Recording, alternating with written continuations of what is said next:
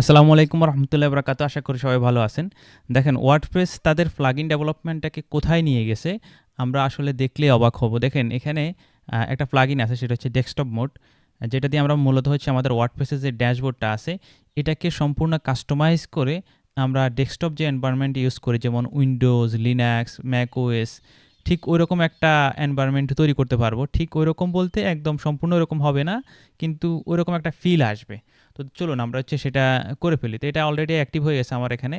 তো যেহেতু অ্যাক্টিভ হয়ে আছে, আমি আমার ড্যাশবোর্ডে চলে আসবো। ড্যাশবোর্ডে আসার পরে এখান থেকে আমি জাস্ট এখানে এটাকে সুইচ টু ডেস্কটপ মোডে দিয়ে দিব। তো একটু ওয়েট করতে হবে, বেশিক্ষণ না, এই জাস্ট কয়েক সেকেন্ড।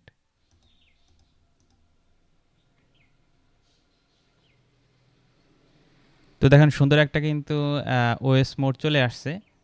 আমরা যেরকম উইন্ডোজের মতো দেখি উইন্ডোগুলো এরকম আলাদা হয়ে আসে এবং একের অধিক উইন্ডো থাকে। যেমন এখানে আমি দুইটা যদি উইন্ডো নেই, দুইটা উইন্ডো কিন্তু এখানে থাকবে। দেখেন একের অধিক উইন্ডো আছে এবং মোটামুটি ফাস্টারও, ওরকম স্লো না।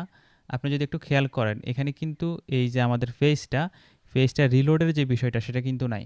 সে কিন্তু নর্মালি একদম অ্যাজ ইউজুয়াল আমরা যেরকম রিয়েক্টে কাজ করি বা হচ্ছে আমরা যেরকম ভিউতে ফন্টিনটা দেখি সেরকম কাজ করতেছে, অর্থাৎ সিঙ্গেল ফেজ অ্যাপ্লিকেশনের মতো সে বিহেভিয়ার করতেছে। এবং দেখেন এটা কিন্তু সম্পূর্ণ ডেস্কটপের যে উইন্ডোগুলো আছে সেটার মতো আসতেছে।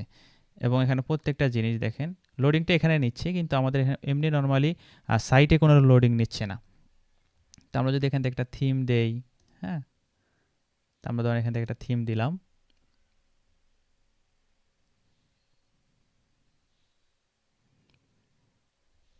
তো দেখেন থিমটা কিন্তু ইনস্টল হচ্ছে এবং সিস্টেমটা পুরোটাই ডিফারেন্ট হয়ে গেছে। আগে যেরকম ছিল আমাদের ওই রকম না, সম্পূর্ণ একটা উইন্ডোর ভিতরে এটা ইনস্টল হচ্ছে। থিম ইনস্টলেশন ফেইল্ড, আচ্ছা যাই হোক, ফেইল্ড হলে ফেইল্ড, কী যেন ফেইল্ড হয়েছে সেটা আমরা চেক করতে হবে।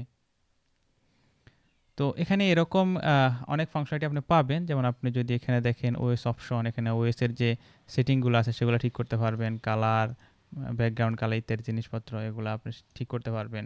হ্যাঁ, এবং এখানে আপনি আইকনগুলো চাইলে পরিবর্তন করতে পারবেন। হ্যাঁ, এগুলোকে ডক আইকন বলতেছে। আমরা যেরকম উইন্ডোজ বা হচ্ছে লিনাক্সের ডক অথবা ম্যাকে যেরকম আইকনগুলোকে ডক আইকন বলে থাকি আর কি।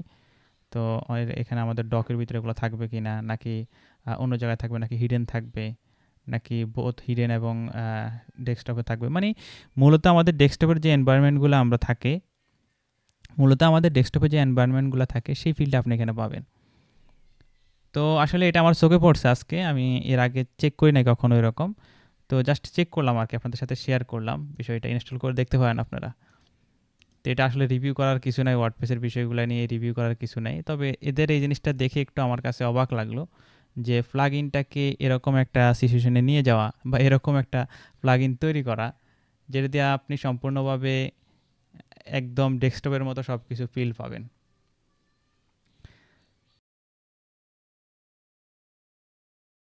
যারা মনে করতেছেন ওয়ার্ডপ্রেস দিয়ে কিছু করা যায় না, তাদের উদ্দেশ্যে ওয়ার্ডপ্রেস দিয়ে আপনি অনেক কিছু করতে পারবেন, কিন্তু সেক্ষেত্রে আপনার ক্রিয়েটিভিটি থাকতে হবে, আপনি সেই বিষয়টা জানতে হবে এবং এক্সপেরিয়েন্স হইতে হবে।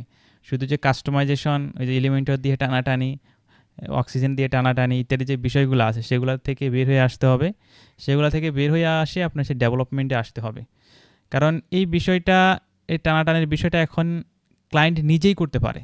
ক্লায়েন্ট এই বিষয়গুলোর কাজ নিজেই করতে পারে, আপনাকে কেন দিয়ে করাবে সেই বিষয়গুলো? এখন আপনাকে হচ্ছে আরেকটু অ্যাডভান্সে আসতে হবে, আপনাকে আরেকটু স্কিল অর্জন করতে হবে, যাতে করে আপনি এরকম প্লাগইন তৈরি করতে পারেন। আমি বলবো না যে এরকম বিভিন্ন ধরনের আপনার ক্রিয়েটিভিটি খরচ করে বা আপনার ক্রিয়েটিভিটি ইউজ করে আপনি বিভিন্ন ধরনের প্লাগইন ডেভেলপ করতে পারেন এবং বিভিন্ন কাজের জন্য। তো ডেস্কটপ মোডের যে ট্যুরটা সেটা আমরা দিয়েই দিলাম। আর এখানে আপনি দেখবেন অনেক কিছু আছে, অনেক ফাংশনালিটি আছে, অনেকটা একদম ডেস্কটপের মতো। তো সেটা আমি আর আলোচনা করতে চাচ্ছি না। আমরা হচ্ছে এটা একটু ভিউ ডিটেলসটা দেখে থাকি, ডেস্কটপ মোড প্লাগইন, এটার আমরা একটু ডিটেলসটা দেখে থাকি কী কী তারা এখানে ফ্যাসিলিটি দিচ্ছে বা কী কী রাখছে সেই বিষয়টা। তো দেখেন ভার্সন এবং হচ্ছে ভার্সন কিন্তু খুবই মিনিমাল ভার্সন। অনেক মানে এখনও যে এরকম আহামরি অনেক কিছু ডেভেলপ করছে জিনিসটা এরকম না। এখানে ল্যাগস থাকতে পারে, পারফরমেন্স ইস্যু থাকতে পারে, ইত্যাদি যে বিষয়গুলো আছে সেগুলো থাকতে পারে, এটা স্বাভাবিক। ওয়ার্ডপ্রেস নর্মালি ড্যাশবোর্ডটা স্লো থাকে অনেক ক্ষেত্রে। তো সেক্ষেত্রে যখন আপনার এইরকম একটা প্লাগইন দিবেন সেক্ষেত্রে আপনার ড্যাশবোর্ডটা পারফরমেন্স ইস্যু হতে পারে, অথবা হচ্ছে আপনার স্লোনেস কাজ করতে পারে। তো এটা আমি বলবো না আপনারা ইউজ করার জন্য, জাস্ট আমি আপনাদের সাথে শেয়ার করলাম যে আপনি চাইলে এরকমও প্লাগইন তৈরি করতে পারেন। ওয়ার্ডপ্রেস আপনাকে কতটুকু ওপেন সোর্স করে দিছে বা হচ্ছে কতটুকু আপনাকে ফ্যাসিলিটি দিচ্ছে যে ওপেনলি কাজ করার জন্য। আপনি তাদের সম্পূর্ণ ড্যাশবোর্ডের সম্পূর্ণ ফিচার-টিচার যা আছে সবকিছু আপনি চাইলে কাস্টমাইজ করে ফেলতে পারবেন। আচ্ছা, তো এখানে আমরা যদি এখানে কি পয়েন্ট আছে সেগুলো যদি আমরা দেখি, ফার ইউজার অপশন আছে, তারপর হচ্ছে উইন্ডো সিস্টেম আছে, ডক প্লাস টাস্ক বার আছে, ভার্চুয়াল ডেস্কটপ স্পেস আছে, তারপর হচ্ছে এখানে আরও বিভিন্ন যে অপশনগুলো আছে অনেকগুলো অপশন আছে। তো আপনারা কিন্তু এখানে এই বিষয়গুলো দেখতে পারবেন, এগুলো একটু ডিটেইললি যদি পড়ার চেষ্টা করেন সেই বিষয়গুলো বুঝবেন। তারপর ইনস্টলেশনের বিষয়টা লেখা আছে। আর এর যে অথর সেটা যদি আমরা একটু দেখি অথরটাকে, তো তার গিটহাব রিপোর্ট আমরা চেক করলে দেখতে পাচ্ছি যে ইনি হচ্ছে এটার অথর।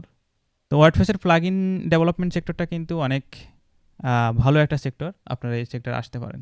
আসসালামু আলাইকুম রহমতুল্লাহ।